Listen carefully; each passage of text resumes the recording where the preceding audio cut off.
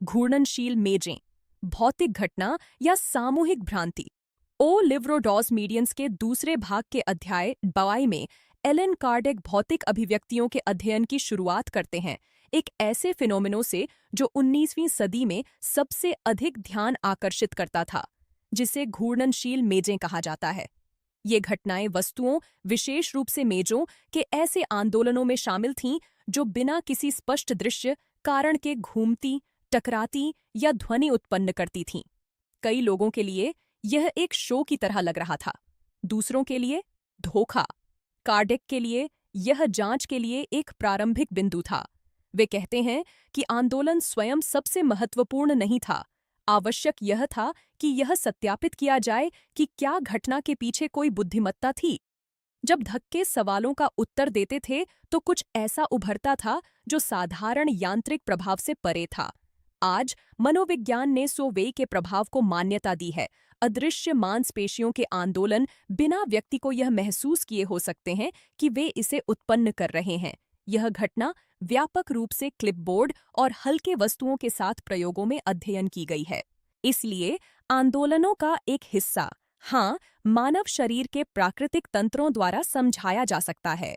कार्डेक इस संभावना का खंडन नहीं करते। वह सावधानीपूर्वक अवलोकन पर जोर देते हैं, लेकिन वह उन मामलों को भी उजागर करते हैं जहां आंदोलन बिना सीधे संपर्क के होता था या व्यवस्थित प्रतिक्रियाएं प्रस्तुत करता था जो बुद्धिमान समन्वय का सुझाव देती थीं। आधुनिक विज्ञान मांग करता है कि वैकल्पिक परिकल्पनाएं विचार में लाई जाए। धोखाधड़ी, सामूहिक सुझाव, इडियोमोटर प्रभाव और मनोवैज्ञानिक प्रभाव को हमेशा मूल्यांकन किया जाना चाहिए। दूसरी ओर, मन भौतिकता की अंतःक्रिया का अध्ययन अभी पूरी तरह से समाप्त नहीं हुआ है। हम जानते हैं कि इरादा और ध्यान जैविक प्रक्रियाओं को प्रभावित करते हैं। हम जानते हैं कि भौतिक प्रणालियां ऊर्जा के छोटे परिवर्तनों के प्रति संवेदनशील हो सकती हैं। जो हम अभी पूरी तरह से नहीं जानते वह यह है कि यह प्रभाव कितनी दूर तक जाता है। कार्डेक का प्रस्ताव है कि यदि उपस्थित लोगों की इच्छा से स्वतंत्र कोई बुद्धिमान क्रिया होती है तो एक भौतिक स्वचालन से परे एक कारण पर विचार करना आवश्यक होगा। घूर्णन तालों की घटना वास्तव में चेतना की प्रकृति पर एक बड़े अन्वेषण की प्रारंभिक बिंदु थी। शायद तालों की गति केवल एक बहुत गहरे प्रश्न का पहला दृश्य संकेत थी।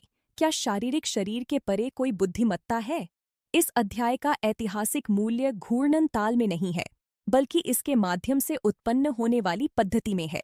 यदि इस भौतिक अभिव्यक्तियों पर विश्लेषण ने विज्ञान और आध्यात्मिकता के बीच एक अधिक संतुलित दृष्टिकोण लाया है, तो इस सामग्री को उन लोगों के साथ साझा करें जो गंभीर अन्वेषण की सराहना करते हैं और इस सचेत अध्ययन की यात्रा का अनुसरण करते रहें।